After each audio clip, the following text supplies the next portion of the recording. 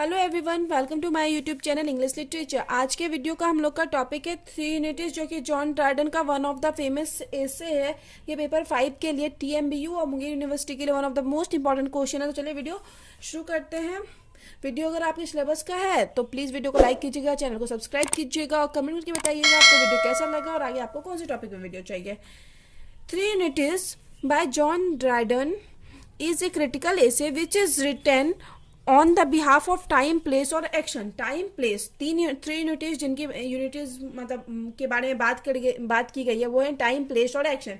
ये चीज़ ध्यान रखिएगा। इससे रिलेटेड ऑब्जेक्टिव भी आते हैं कि किन 3 यूनिटीज के बारे में बात की गई है जॉन ड्राइडन के प्ले में, तो वो है टाइम, प्लेस और एक्शन। ये एक ऐसे है जिसको जॉन ड्राइडन के द्वारा लिखा गया है टाइम, प्लेस और एक्शन पे। इट इज ड्राइडन, या ड्राइडन है वो gets his rank as one of the greatest critic, जिनको one of the greatest critic माना जाता है among Sir Philip Sidney, Walter Pater, Henry James, T.S. Eliot, Herbert Read as well. इन सब के बीच में one of the greatest critic माने जाते हैं John Dryden. He was also known as a famous observer in the field of literary criticism। Literary criticism के field में वो one of the famous observer के रूप में भी जाने जाते हैं। इन द प्रेजेंट एशे, हम लोग का जो प्रेजेंट एशे है, Dryden pointed out the importance of unity of time. Time की यूनिटी की बात करते हैं महत्व के बारे में बात करते हैं, यूनिटी ऑफ प्लेस की बात करते हैं, यूनिटी ऑफ एक्शंस की बात करते हैं। Dryden as put by doctor Johnson के द्वारा ड्राइडन को as father of English literary criticism, English literary criticism का फादर भी कहा गया है डॉक्टर जॉनसन के द्वारा जॉन ड्राइडन को। इन दिस एसे, इस एसे में Dryden discuss the famous classical rules of the unity of time. Famous classical rules को डिस्कस करते हैं, नियमों को, unity of time, places and action के बारे में। यूनिटी ऑफ टाइम लिमिट्स, अब यूनिटी ऑफ टाइम्स के बारे में पढ़ते हैं। Unity of time limits the period of action to be presented in the drama to 24 और 1 डे, 24 आवर और 1 डे। कि यूनिटी ऑफ टाइम का मतलब कहने का अर्थ होता है कि कोई भी ड्रामा जो प्रेजेंट किया गया हो वो एक दिन में प्रेजेंट किया होगा, या 24 आवर के मतलब लिया गया हो उस ड्रामा को प्रेजेंट करने का, या फिर 1 day. The parts of time should be equally divided on the stage, और ये टाइम का जो 24 आवर है वो इक्वली बराबर रूप से डिवाइड हो स्टेजेस में।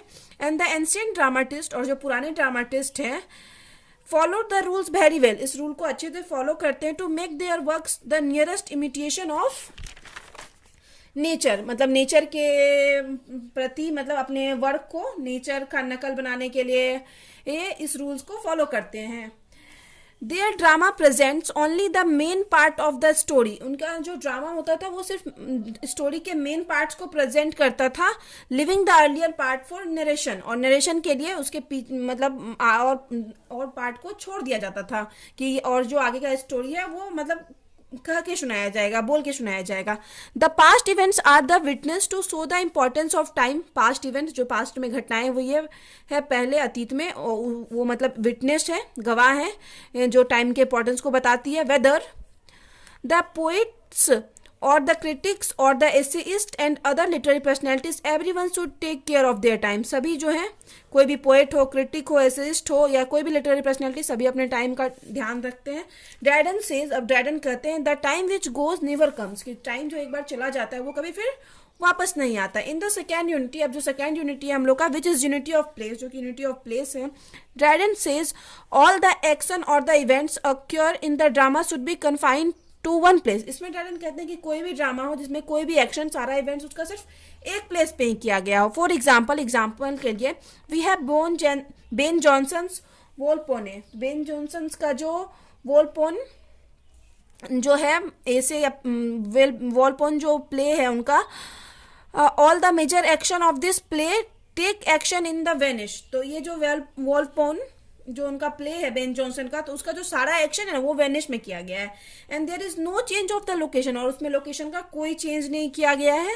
एंड द लिटरेरी पर्सनैलिटीज, और जो लिटरेरी पर्सनैलिटीज हैं, put the title and plot of their literary works, अपने लिटरेरी वर्क्स का टाइटल और प्लॉट जो है, which are based on the place of literary work के प्लेस पे बेस्ड होकर कहीं ना कहीं अपने प्ले का टाइटल और प्लॉट भी रखते हैं। जॉन ड्राइडन अब कहते हैं, when ever the poet right something, कि कोई भी राइटर या पोएट जब कोई कुछ लिखता है on the behalf of plot के बारे में, the title of place is already discuss, तो वहाँ पे प्लेस को ऑलरेडी डिस्कस्ड किया जाता है टाइटल में ही. So far as the third unity, अब जहां तक थर्ड यूनिटी का संबंध है is concerned, which is that of action, जो कि एक्शन है. Dryden means to say, Dryden का यह कहने का अर्थ है like time and place, time और प्लेस की तरह ही action plays an active role for the creative action of literature, literature के रचनात्मक कार्य में मतलब एक्शन भी काफी महत्वपूर्ण भूमिका निभाता है. It is no doubt to say, ऐसा कहने में कोई शक नहीं है, the action of the poets are the key points of their literary works, उनके मतलब पोएट का एक्शन जो होता है, मतलब पोएट का जो एक्शन होता है वो लिटरेरी मतलब की पॉइंट होता है कोई भी लिटरेरी वर्क्स का. की पॉइंट मतलब क्या होता है, प्रमुख बिंदु होता है उनके वर्क्स का, लिटरेरी वर्क का. Action shows the literary talent, action क्या होता है, लिटरेरी टैलेंट को शो करता है ऑफ द पोएट्स के. It is different from title and plot, ये टाइटल ऑफ प्लॉट से डिफरेंट हो सकता है. द लिटरेरी क्रिटिक्स, जो लिटरेरी क्रिटिक्स होते हैं, from the action improve their literary essay, अपने एक्शन के थ्रू अपने एसे को भी इम्प्रूव करते हैं.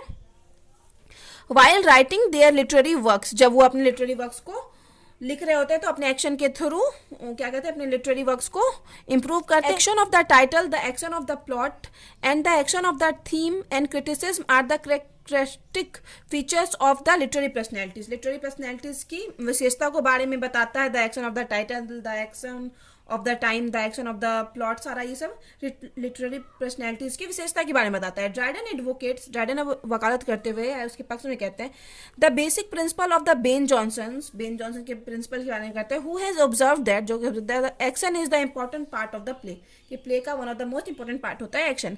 बाय दिस थ्री यूनिटीज, अब इन तीनों यूनिटीज के द्वारा, which are time place and action, जो कि टाइम प्लेस एंड एक्शन है, जॉन ड्राइडन कहते हैं the literary works are completely meaningless, कि लिटरेरी वर्क्स जो भी होता है वो पूरी तरह से मीनिंगलेस होगा. If time place and action are not critically portrayed for making literary critics, अगर लिटरेरी क्रिटिक्स को पोर्ट्रे लिखते समय अगर टाइम प्लेस और एक्शन को ध्यान में न रखा गया तो वो क्या होगा, वर्क पूरी तरह से मीनिंगलेस हो जाएगा, पूरी तरह से मीनिंगलेस हो जाएगा. एवरी राइटर, जो सारे राइटर हैं, needs time place and action, सभी को टाइम प्लेस और एक्शन चाहिए होता है. तो यहाँ पे वीडियो खत्म होता है. तो वीडियो अगर आपको इंटरेस्टिंग लगता है, आपके सिलेबस का है, तो प्लीज वीडियो को लाइक कीजिएगा, चैनल को सब्सक्राइब कीजिएगा और कमेंट करके बताइएगा आपको वीडियो कैसा लगा. तो मिलते हैं नेक्स्ट वीडियो में नेक्स्ट टॉपिक के साथ.